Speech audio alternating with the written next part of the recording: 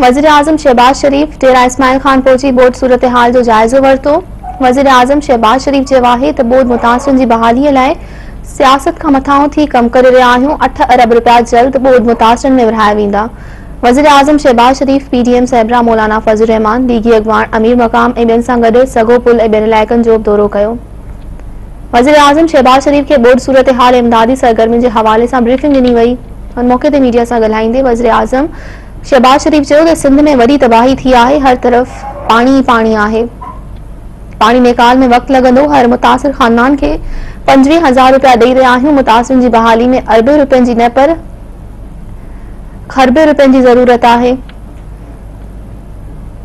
उन मौके ते पीडीएम साहिबरा मौलाना फज़लुर रहमान मीडिया सां ॻाल्हाईंदे चयो त वज़ीर आज़म जा थोराइता आहियूं जंहिं ॾुखे वक़्त में पहुची दाद रसी कई। सभ खां पहिरीं तरजीह बोर्ड मुतासिर इलाइक़नि में फाथल माण्हुनि खे रेस्क्यू करणु आहे। बोर्ड खां बचण लाइ मुस्तक़िल बुनियादनि ते कम करणा पवंदा।